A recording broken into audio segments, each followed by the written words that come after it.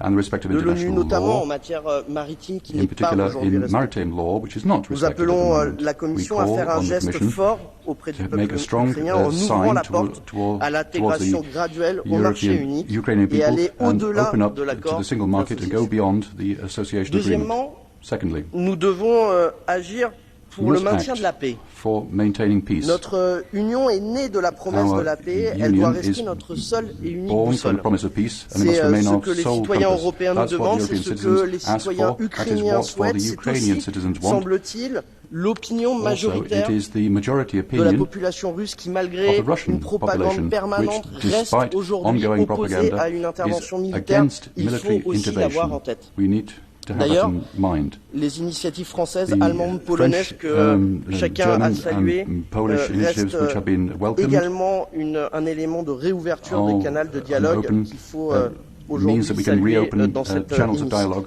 which should be welcomed. Troisièmement, nous devons agir Thirdly, pour être we prêts must à act toutes les to be, éventualités. Et je voudrais prepared for remercier all le eventualities. I'd président du like Conseil, to la thank présidente the de la President of the Commission Council, pour the ces President of deux the Commission interventions. for Notre their two attachement speeches. viscéral à la paix Our ne strong veut pas dire attachment to peace être doesn't mean naïf. that we're Toutes naive. nos institutions doivent All the déjà institutions travailler must à quelle work sera la réponse collective de l'Union on the européenne, collective quel response of que the soit European le Union. scénario. What will be the scenario? J'appelle du coup la Commission, le Conseil à I call on the préparer d'ores Commission et and the déjà Council des to sanctions prepare d'une envergure sanctions inédite et des aides on an unprecedented scale aux États qui and seraient les aid plus for impactés countries par which une will be telle most décision. affected by Nous such devons decisions. être prêts à agir We must be prepared immédiatement. to Cette act fois, l'Europe immediately. doit démontrer que sa We must puissance show this time that our économique force, est our au economic service power, de ses intérêts is géopolitiques. at the services of its Enfin, geopolitical interests. nous devons Finally, agir we aussi must et act assurer à long terme la and sécurité de notre ensure continent. long term the security of our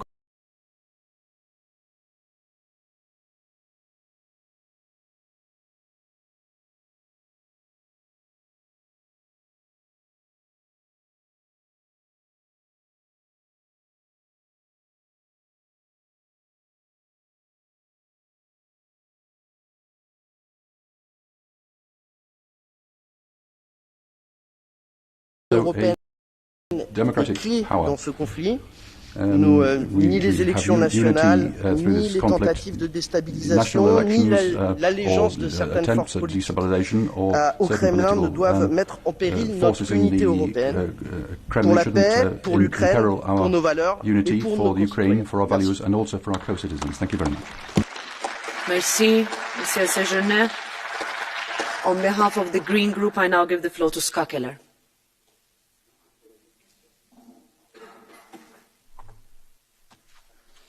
Thank you. Ukraine is under threat. A country that, just as any other country, wants to decide on its own future, but is bullied by its big neighbor. But this is not just a threat to Ukraine. It's also an attack on the basic idea of how states relate to each other. It's a threat to international rules and to European security. And it saddens me profoundly that we have to debate this dangerous development in our eastern neighbourhood today. This European Parliament was born out of the devastating experience of war and violence. The EU was built as a peace project and a model of democratic cooperation. President Putin's nationalist and imperial course of action and suppression runs contrary to the mere idea of our common union. Putin's actions therefore challenge us as Europeans. And we, as members of this Parliament, carry a historic responsibility to stand up and clearly condemn Russia's threat of aggression. As EU, as its Parliament, we stand united against the Russian threat and in full support with Ukraine.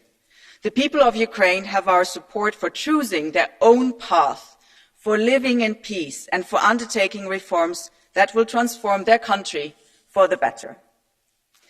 We need to be prepared for sanctions against individuals, entities and sectors in Russia.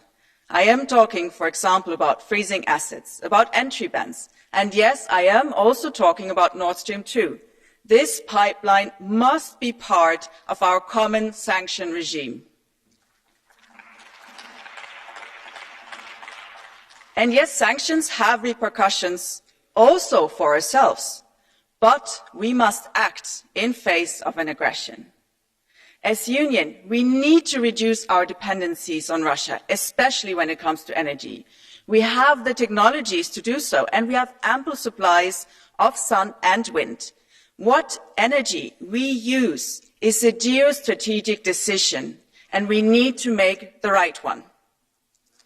Let's not forget that the Ukrainian people have suffered greatly already because of the Russian aggression going on for years in eastern Ukraine. Almost 15,000 people have died. More than 1 million Ukrainians had to flee their homes. Conflicts can only be solved by diplomatic means. Russia must withdraw its troops and end the threat of invasion. It must return to the table of frank and peaceful negotiations. Negotiations that must be based on international law, mutual respect, and a common vision for peace on our common European continent. This is a key moment for international peace, stability, and security. Now is our time to show through words and through actions that we stand united as one and that the people of Ukraine can count on us. Thank you. Thank you very much. Ms. Keller, I give the floor now to Marco Zanni on behalf of the ID Group. Prego. Grazie Presidente, Presidente von der Leyen, Presidente Michel. Credo che oggi il messaggio che le istituzioni europee devono dare al popolo ucraino è un messaggio di solidarietà e non possiamo lasciare spazio alle ambiguità che molto spesso nel passato e anche nelle discussioni recenti l'Europa e l'Occidente ha dato su questa questione. Io ho ascoltato con attenzione quanto detto dalla Presidente von der Leyen, quanto detto dal Presidente Michel, dall'alto rappresentante Borrell e non concordo sull'ottimismo di come ha agito l'Europa in questa situazione. Rimane e rimangono ancora molte ambiguità nell'approccio che mettiamo sul campo davanti alla questione russa e alle minacce che il regime di Putin oggi pone ai nostri confini. Dobbiamo fermamente e convintamente far capire all'Ucraina che l'Europa è pronta a tutto per proteggere la sua integrità territoriale e la sua libertà. E questi sono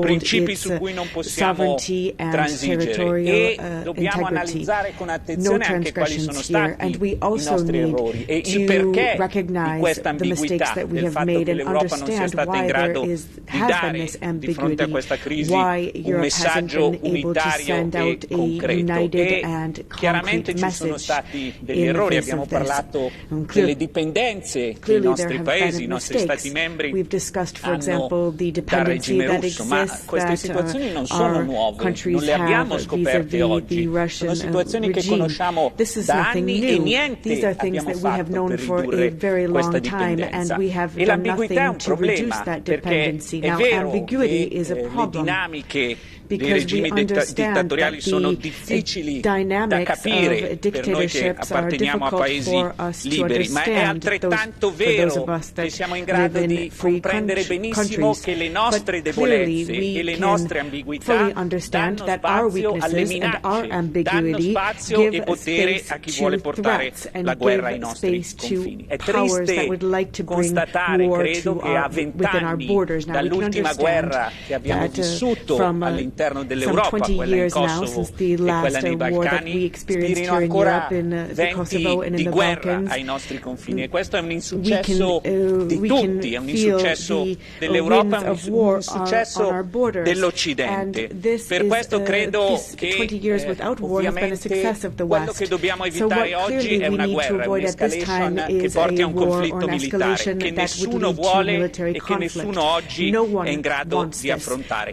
Ma con fermezza conseguenza dobbiamo correggere gli errori che abbiamo fatto in Europa e dobbiamo avere anche il coraggio di dire che questa ambiguità è ben chiara, ma molto spesso la nascondiamo sotto il tappeto, come il fatto che il primo lobbista di Putin in Europa purtroppo sia un ex capo di governo del paese più importante di questa Unione Europea. Credo che ci sia spazio ancora per lavorare su una soluzione pacifica, non transigendo sui nostri principi, che ci sia spazio per riportare indietro le lancette, che ci sia spazio per far sì e per mostrare che l'Occidente è unito, ma l'Europa deve lasciare indietro le sue ambiguità, deve dare un messaggio di compattezza con gli alleati occidentali e insieme nel framework della NATO dobbiamo risolvere questa situazione, altrimenti la nostra ambiguità sarà sempre una debolezza e non riusciremo mai ad essere protagonisti in maniera positiva nella risoluzione dei conflitti e nella tutela delle libertà di cui dovremmo essere forieri. Grazie. I give the floor now on behalf of the ECR group to Mr. Legutko.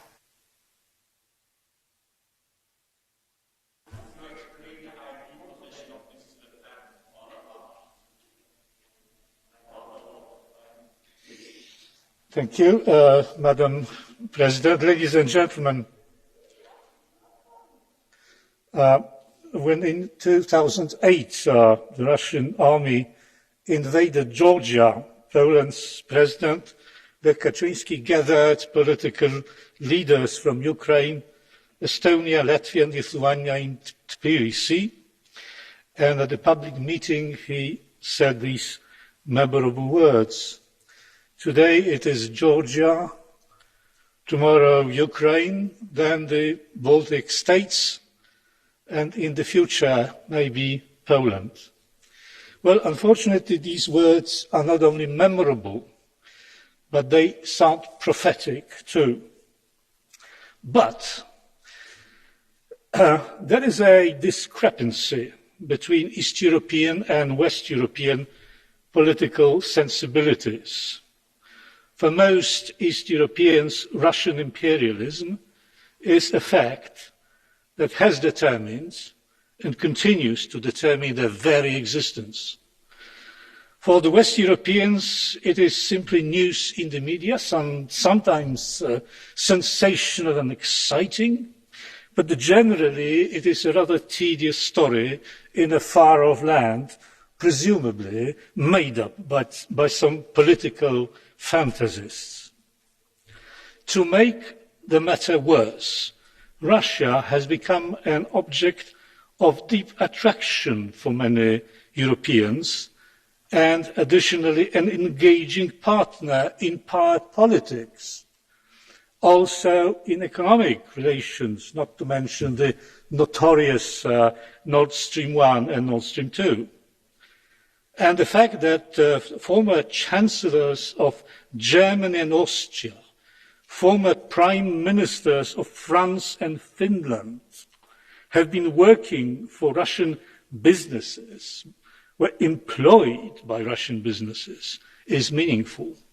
These gentlemen, and many others too, also ladies, let me add, are not mavericks, but they represent what is typical of a large segment of European political establishment.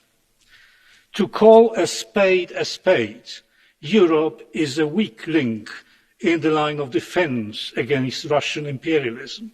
No wonder that Putin likes to humiliate the European politicians and has been quite successful in this.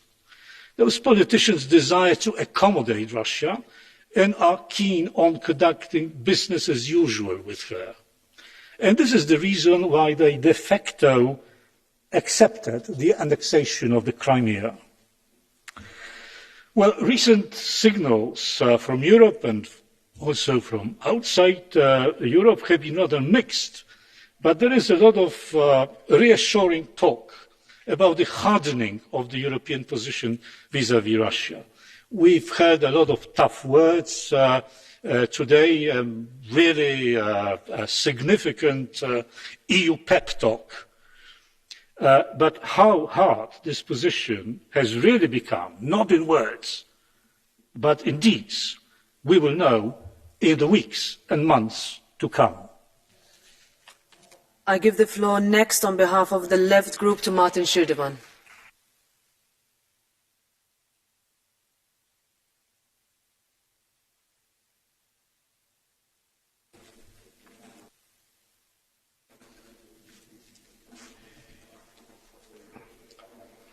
Vielen Dank, Frau Präsidentin. Europa blickt in den Abgrund eines Krieges zwischen Russland und der Ukraine, dessen Preis zuallererst die Zivilbevölkerung zu zahlen hätte.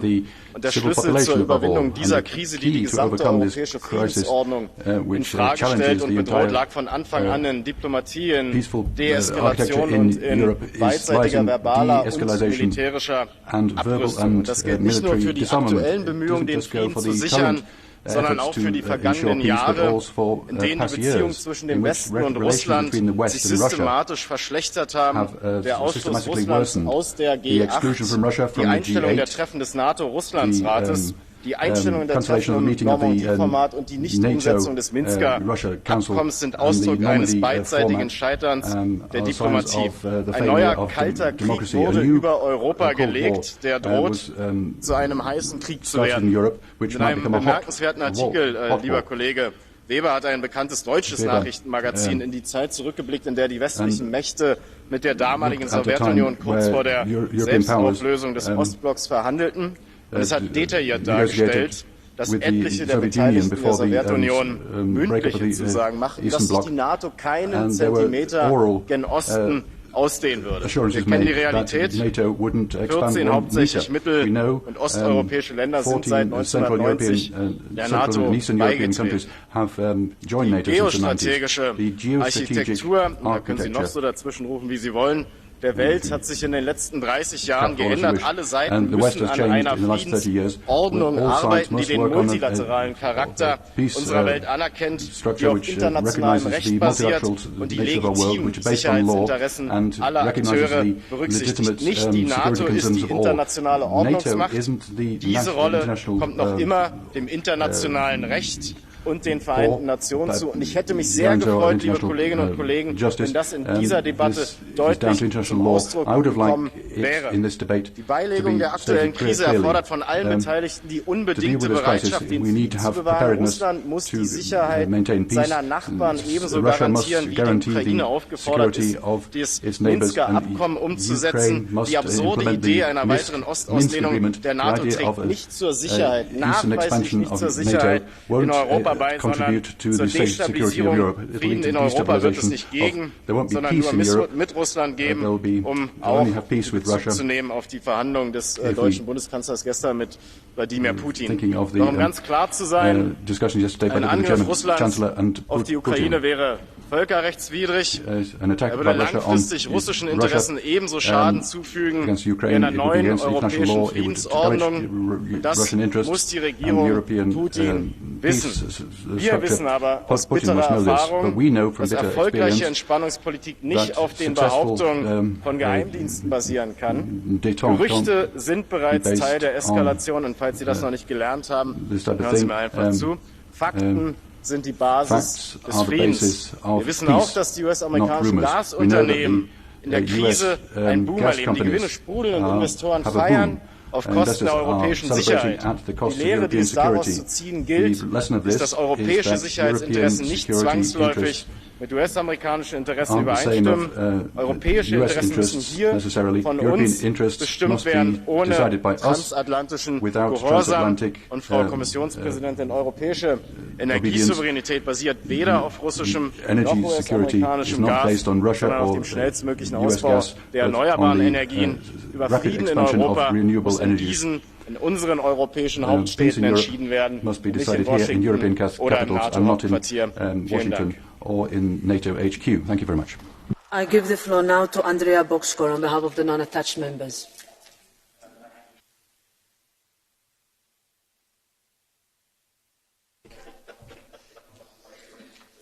Köszönöm szépen, tisztelt elnök asszony! Az Európai Unió és tagországainak biztonsága szorosan összefügg Ukrajna biztonságával. Ukrajna fontos stratégiai partnere és közvetlen szomszédja az Európai Uniónak, ezért erős aggodalomra ad okot az ukrán-orosz határnál kialakult törékeny helyzet. Magyarország a feszültség feloldását a diplomáciai, tárgyalásos úton való rendezésben látja, ezért jégtörő szerepet vállal a párbeszéd megteremtése és a háború elkerülése érdekében. A békés megoldás az egyetlen helyes út, és a Minszki megállapodások végrehajtásának nincs alternatívája. Kerülnünk kell a pánikkeltést, mely már hatalmas anyagi veszteségeket okozott, és a diplomaták menekítése sem egy jó üzenet. És minden olyan intézkedést is kerülnünk kell, amely kiélezheti a helyzetet. A konfliktusban már több ezer ember vesztette életét, belső menekültté váltak több millióan, és a munkanélküliség, a magas energiaárak, az infláció, a koronavírus járvány, ezek mind-mind nagy kihívások elé állították Ukrajnát, az ukrajnai lakosságot, és köztük a kárpátaljai magyarokat is. Ezért mindent meg kell tennünk a béke érdekében, és támogatnunk kell Ukrajnát, hogy gazdasági és politikai értelemben is egy stabil, demokratikus, életképes és független ország legyen. Köszönöm. Danke. Frau Kollegin Juknovic-Rasa ist unsere nächste Sprecherin. Here's the next speaker. Dear colleagues, happy to have European family heads and members together to express solidarity with the Ukrainian people that are like us and want to live like us in the same European family. The EU founding fathers have assumed their leadership to unite entire democratic Western Europe. Now it is the time for us to assume a similar leadership to unite all democracies in the European continent, because without strong Ukraine, there will be no strong Europe. The EU will be as strategically strong as will be able to become an important actor there. It is not the time for naive Chamberlains or illusions that relations with Putin's Kremlin can be mutually productive or that the concessions will help. It is important that the West remains united in solidarity, even if this escalation will end without military action. We must agree on what leading role the EU must play and what can it do to help Ukraine and other countries striving for EU membership. If Europe will return to business as usual with the Kremlin, we will be doomed to a circle of hybrid and not only hybrid wars. Also, an intensive treatment for EU is necessary, including saving EU from cancer cells the Kremlin-controlled corrupt has. Already today, Putin deserves a tribunal for threatening to start a war to kill people, for Navalny, who is a symbol of poisoned and imprisoned Russia, and for whom I wish strength. I thank the Ukrainians and Slava Ukraini. Danke, Frau Kollegin. Zu Wort gemeldet hat sich Herr Pedro Marques. Mr. Marques. The floor is yours.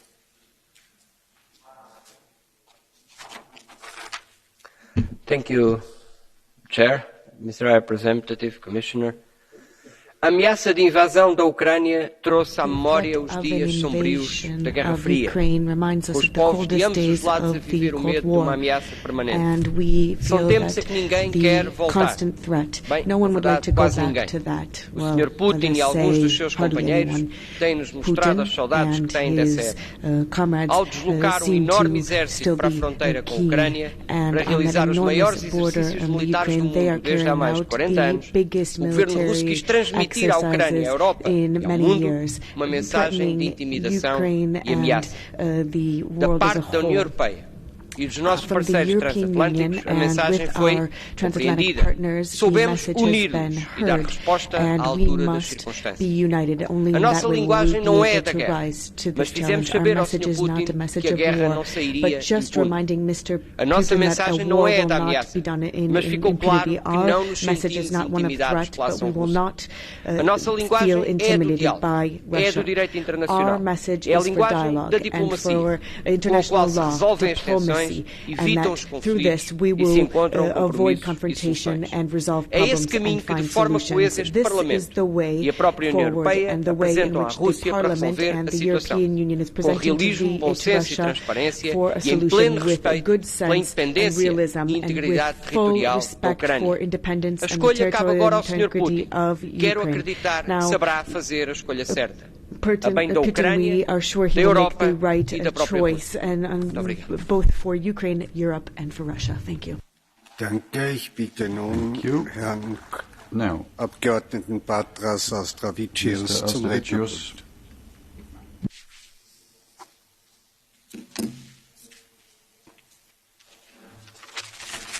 Mr. Chair, High Representative, Commissioner, dear colleagues. May this be clear to all. Ukraine is part of the European family, as Belarus too. Ukraine's security is Europe's security, and it's all of concern to all of us. The military threat posed by Russia to Ukraine only confirms the hopelessness and aggressiveness of the Kremlin. I very much hope that the West has seized the opportunity to learn the lesson of unity, solidarity, and common response. We will need this lesson in the future, because Putin seems to have neither the will nor the interest to change. By giving Ukraine the opportunity to reform on the basis of European experience and partnership, we are supporting and investing in the future of the democratic and prosperous Ukraine. We are enabling the country and its people to follow the path they embarked on back in 2014 with the Revolution of Dignity. Ukrainians decide their own future, and I'm strongly convinced that the future of Ukraine is not Finlandization, it's Europeization. Slava Ukraini. Thank you.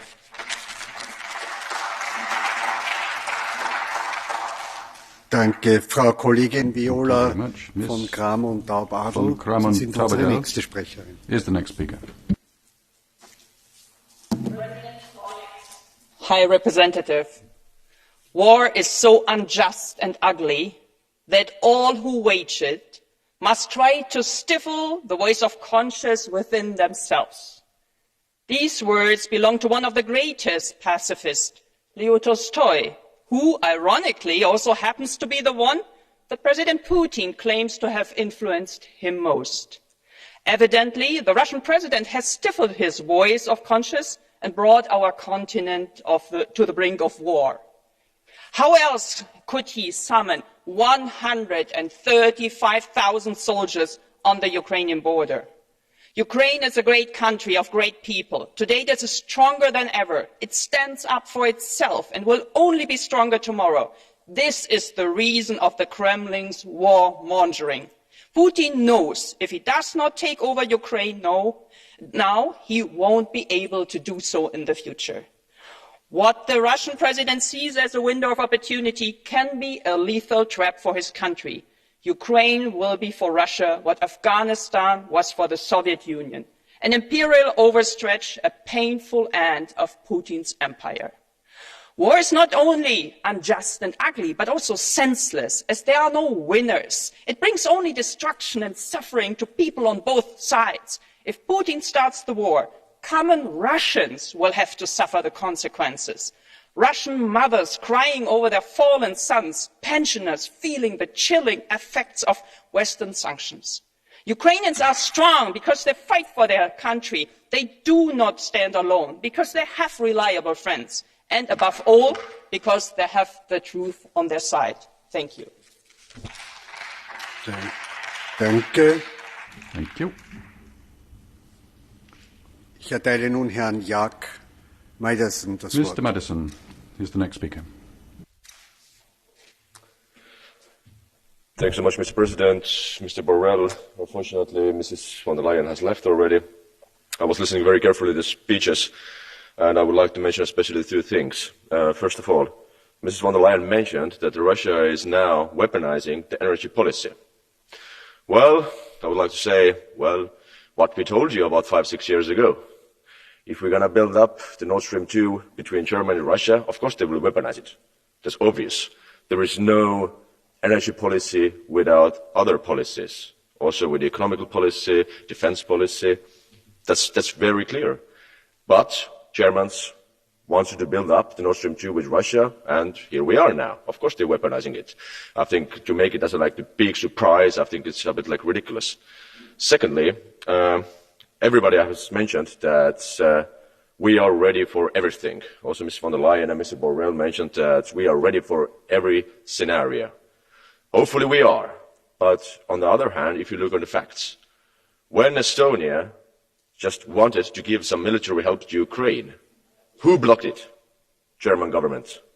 German government said, no, you will not give it. Because it was our military equipment on the 80s, on the Soviet time, part of the Eastern Germany. And we will not give it to Ukraine. So I really don't see this harmony inside of the EU.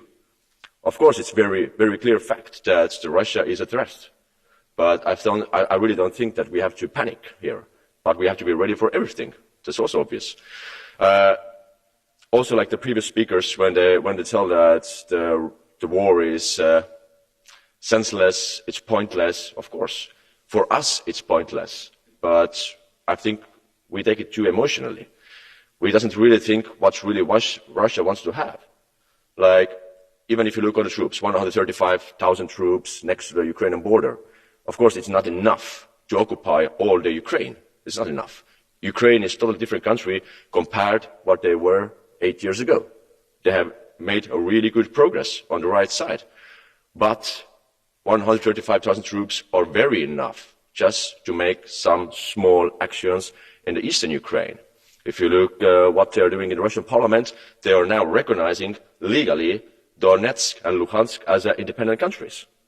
It takes only a few days maybe when they're asking for the help, military help, because the Ukrainian government will maybe attack those independent countries. And this 135,000 troops are very enough for the small actions in the military. Thank you so much. Danke. Thank you. Und das Wort hat Vizepräsident Zile Roberts. Vice President Zile. Mr.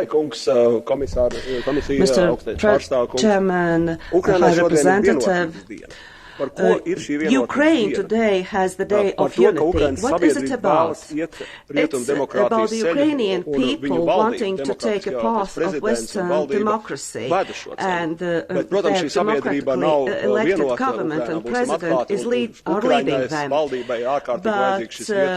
But the Ukrainian government needs our support through this Day of Unity, because it might be that the Kremlin believes that the Ukraine should be freed from junta, as it's sometimes said unofficially. And this is the moment when we have to lend a hand to Ukrainians, and our declarations should clearly state that the doors to the European Union are open to Ukraine. Of course, it's not happening very quickly, but still these doors have to be open, and we should provide not only financially, but including also support with some weapons. Well, then the question about not irritating or annoying Russia. The Ukrainian president had a chance to visit this house this week, but I believe that somehow our extended hand to Ukraine is shaking, which is not good news for the Ukrainian people. And let's be realistic, in the midterm we should change our energy policy, and very soon. Thank you. Danke. Thank you. Der nächste Sprecher ist Herr Next Manu speaker Pineda. is Mr. Pineda.